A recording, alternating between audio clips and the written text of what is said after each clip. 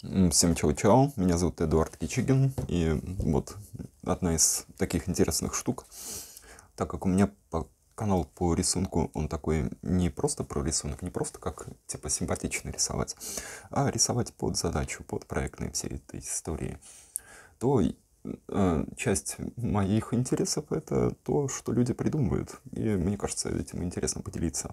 И сегодня про несколько трендовых штук, прям трендовых, про следующий год.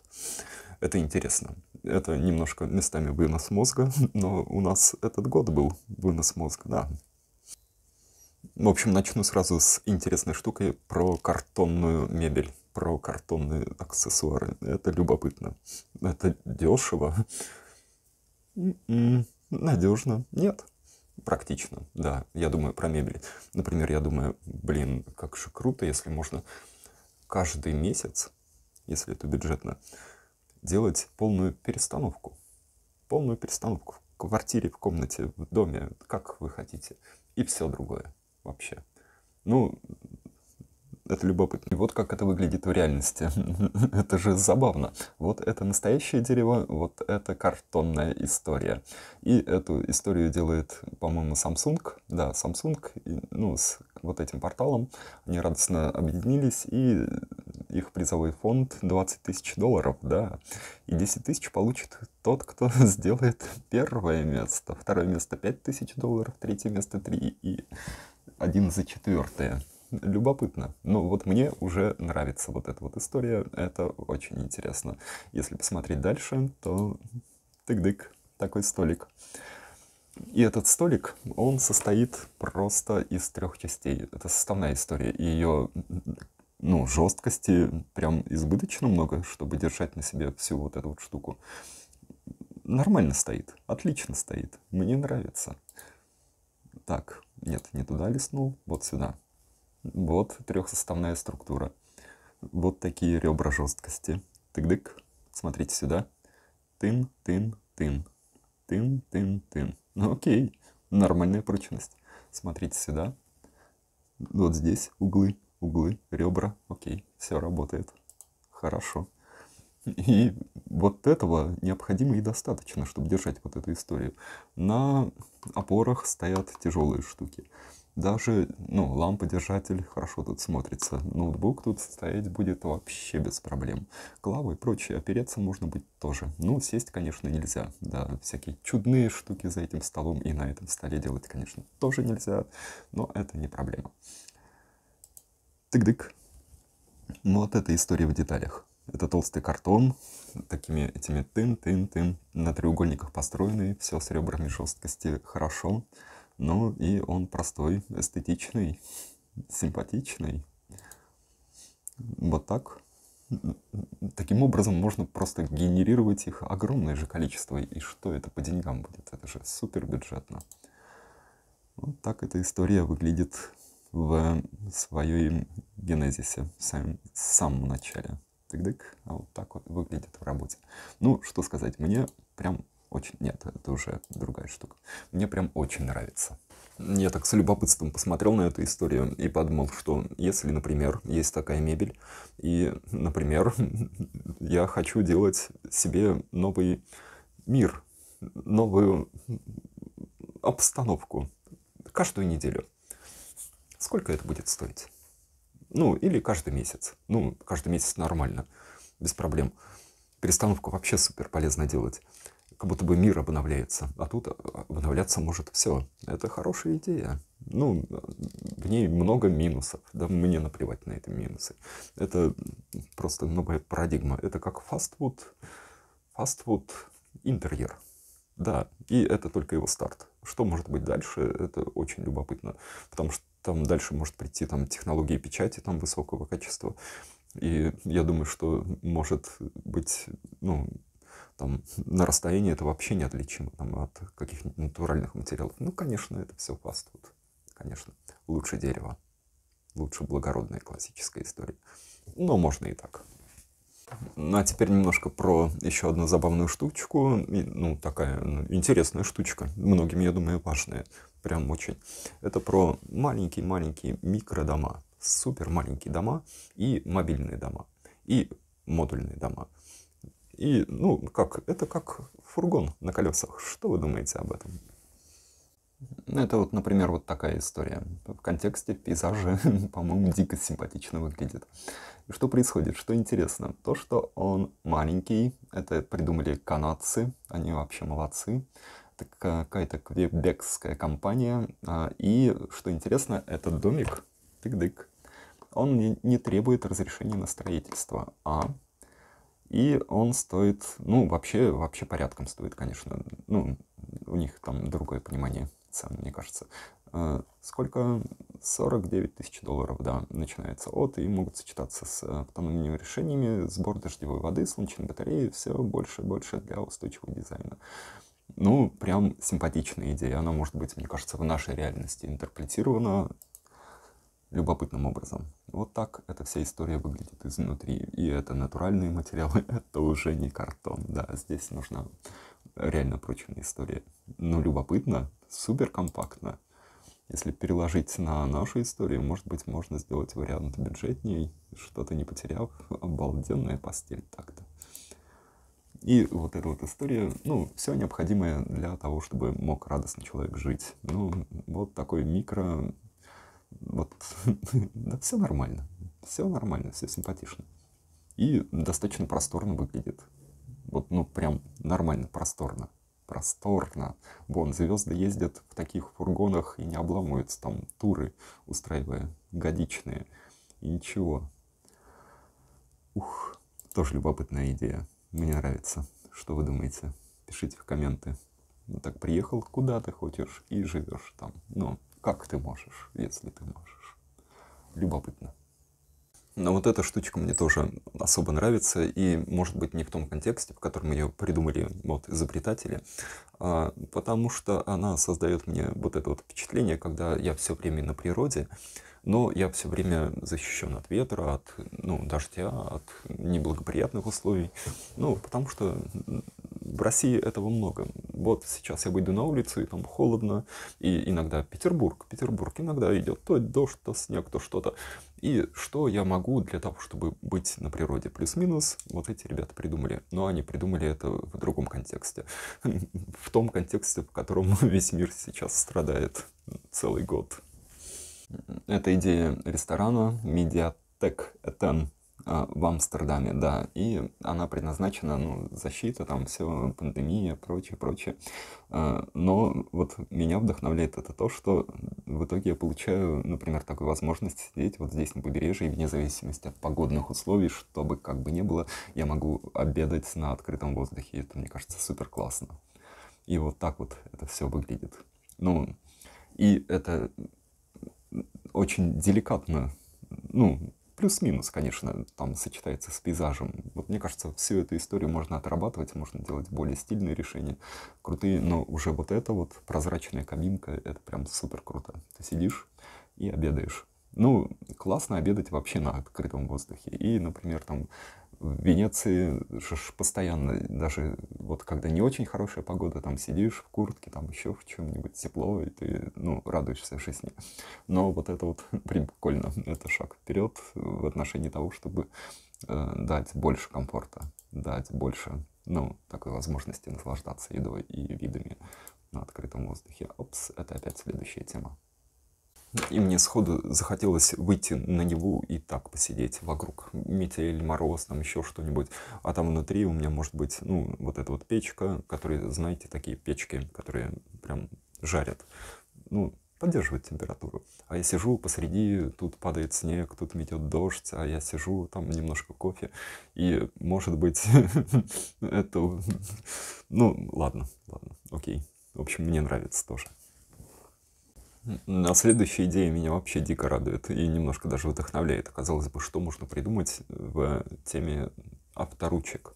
Ну, ручек с пишущим стержнем, там обычные такие, ну, просто авторучки. А люди соединили тему ветки дерева и во льду. И пишущего стержня. Интересно получилось, любопытно. И вот так симпатично выглядит эта история, и она одноразовая. Она стильная, эстетская и одноразовая. И вот эта вот история, она напоминает ветку дерева. Как будто бы во льду заледенела веточка. И вот это вот все, это резервуар для чернил. И, собственно, пока мы радостно пишем ей, то мы можем следить, как когда она заканчивается. И называется вся история Ice N. Очень любопытно выглядит, очень стильно, привлекательно. Ну, прям я смотрю на вот эту вот историю и радуюсь. Я бы хотел себе такую стильную ручку. И упаковка тоже балдеж. Тут как стилизованная ветка дерева. Вот они просто выглядят и лежат хорошо. Такие классные. Напишите, как вам нравится. Тык-дык, тык-дык. Чернила идут сюда, сюда, сюда. И приходят в обычную такую авторучку. Вот такие тоже варианты. Классные. Ну и вот сам пишущий стержень. Все довольно классично. Тык-дык, это уже следующее. И вот эту тему в самом начале ролика с такими модулями, которые ограничивают от внешней среды, от каких-либо воздействий, продолжили, ну и нормально так реализовали ребята из Ванкувера. Они принесли эту историю на пляжный отдых. Ну, выглядит странно, но у нас сейчас такой странный мир. И вот так это работает. Это на пляже такие модульные системы с озеленением внутри. Там вот видно, что принесли они какие-то штучки, что-то поставили. В общем, радостно вносят туда ту структуру, которая немножко позволяет человеку полегче себя чувствовать вот в таких террариумных видах, как мне кажется. И смотрите, в основе этого вот такая сотовая структура. Я не знаю, насколько это конструктивно или это просто дизайн, но такие отсылки, да. Что-то есть в этих отсылках странное, да. Но возвращаясь к теме архитектуры, потому что что-то я полез в такие маленькие частные штучки. Маленькие, ну, небольшие. Нужно снова большим. И про архитектуру, когда студентов не ограничивает ничего. Они идут своей мыслью. И это очень любопытно. Сейчас покажу. Вот такая любопытная структура, и это два здания, которые завершаются вот такой вот интересной идеей для того, чтобы можно было бегать или ездить на велосипеде. И это проект для Индии. Вот эта вот вся история с озеленением, она не просто абстрактная, а в 4 раза превышает нормы их, необходимые на озеленение. Вот поэтому они очень крутые. Вот так это все выглядит, ну, на рендерах. Это все концептуальные идеи, концептуальная история. Им тень очень важна. Как я понимаю, у них очень жарко. И вот это вот внутренние помещения, они могут в них делать свою историю со спортом. И вот здесь они могут бегать и смотреть на панорамные виды. Индийские, суперские, да. Про интерьер немножко, чуть-чуть. И про экстерьер. Ой, про внутреннюю структуру. Мне это прям очень дико нравится. Напоминает какие-то проекты, которые я рассматривал совершенно недавно. Про модернистскую архитектуру. Я не помню, но если вы смотрели, то вы тоже вспомните вот эту вот идею, когда это все похоже на одновременно и историю атриума, и на историю храма, и на историю... на много разных историй. Ну, наш век — это сочетание многих смыслов, которые разработали еще до нас, да. И вся вот эта вот структура, это 6-этажная структура, и она отдана студентам с таким нормальным открытым пространством и наверху, и внизу. В общем, мне этот проект тоже очень нравится. И закончу это видео интересным направлением мышления, интересным направлением. Потому что я думаю, что так все и должно будет когда-то сложиться. Это когда из города уходит, просто уходит. Не электро, не вся история с автомобилями. Бамс, ушла. И все отдается жителям. Ну, каким образом будет функционировать вот этот вот трафик жителей, но это уже другой вопрос, большой вопрос. К общественному транспорту скорее и к другому осмыслению парадигмы построения вот этой вот коммуникации. Но вот люди интересные штуки думают про это, и сейчас я покажу, как может выглядеть в их концептуальном понимании город без автомобилей. Это Пуэрто-Рико, и это такой прям социальный эксперимент, когда из сообщества будет убрано... Это недалеко от Пуэрто-Рико, да. не совсем так. Вот. Скорее даже далеко, но не в форматах мира. Да, это Salt River. Вот. И вот эти вот жители этого сообщества, они не будут иметь никакого доступа к автомобилям, ну, во всяком случае, ближнего. И пространство, где они существуют, оно будет целиком отдано под их нужды, для того, чтобы они там жили, радостно взаимодействовали и организовывались, ну, в иной парадигме жизни. И смотрите, это любопытно. Сами дороги остались в концепции этих архитекторов, которые думали про вот это вот, каким образом всю территорию города максимально отдать людям. Вот здесь они думают, например, про то, что может проходить концерт на крыше. А вот здесь происходит какая-то, ну, история про еду, как я понимаю. Здесь происходит какая-то коммуникация. Вот здесь, ну, конечно, все пространства тротуаров, они заняты под игру, например, в шахматы, под ресторанчики, под какие-то продажи, для того, чтобы жители, которые населяют вот эти вот микрорайоны, они делали свои маленькие там интересные дела. И вся структура города увеличивалась, умножалась. Она была не просто такими просто клетками, где люди живут и куда-то ездят для того, чтобы деньги зарабатывать и немножко отдыхать. Нет, чтобы по-другому коммуницировала среда, чтобы вся вот эта вот история, она работала на человека. И на человека в его социальной парадигме, когда он взаимодействует с другими людьми. Вот, мне кажется, это очень правильное направление мысли, и вот так оно у этих ребят реализуется. Ничего принципиально, ну, мне кажется, революционного тут мы увидеть не можем, но это же идет, все идет в этом направлении. И я думаю, и я надеюсь, когда-нибудь придет. Дорога осталась, но дорога, скорее всего, она будет там в дальнейшем интерпретирована, потому что она будет, скорее всего, работать по-другому. Ну, в моей картине мира. Вот таким образом концептуально люди подают свою проектную историю, и это очень близко с моими мыслями о том, что вам скетчинга достаточно. Если у вас есть мысли, у вас есть идеи, для иллюстрирования этих идей не нужно вот эту историю рендера, фотореализма какого-то, еще что-нибудь. Не нужно миллион вот таких человечков сюда ставить в фотошопе. Нет. Вы можете вот так подавать, и все понятно. Все понятно, ну, европейцы, американцы, да вообще во всем мире люди так делают, и это очень социально ориентировано, очень привлекательно и очень хорошо выглядит. Так, это уже другой проект. В общем, вот. Такой сегодня видос из моего любимого обзорного цикла о том, как люди думают.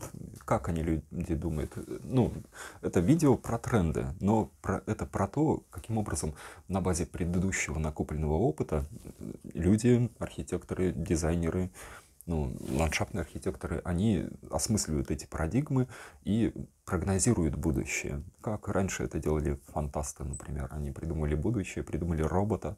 И люди, которые не придумывают будущее, а придумывают материальность этого будущего, они взяли и сделали роботов. Ну, это же круто. Также вот ребята не осмысляют вот различные парадигмы, социальные течения, веяния, вот всю вот эту историю и выдают такой концептуальный продукт. Моя тема — концептуальная архитектура и вот эти вот всякие такие штуки, которые я сейчас, например, преподаю в Академии лесотехнической в Петербурге, между Лесной и Мужество, там большой парк, ну, кто знает Петербург, в общем, знает, наверное, эту академию. Теперь уже университет, да. И вот мне прям очень интересно то, как люди думают в мире. Потому что я и сам это делаю, ну, в моей большой этой и итальянской, и европейской истории, и в русской истории, и в том, что я говорю для студентов, каким образом можно думать, можно ориентироваться, можно двигаться вот в этом направлении вперед и не отставать от всяких зарубежных чумбриков. В общем, если вам понравилось, ставьте лайк, подписывайтесь на канал. Меня зовут Эдуард Кичигин, я ландшафтный архитектор, и в описании к видео много бесплатных материалов по тому, как рисовать, всякий скетчинг, ландшафтный скетчинг, архитектурный скетчинг. И внизу ссылка, если вы хотите поддержать меня на Patreon или на Boosty, там тоже есть линки.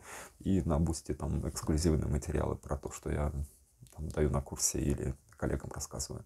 В общем, вот, было приятно поболтать. Всем чао-чао, пока.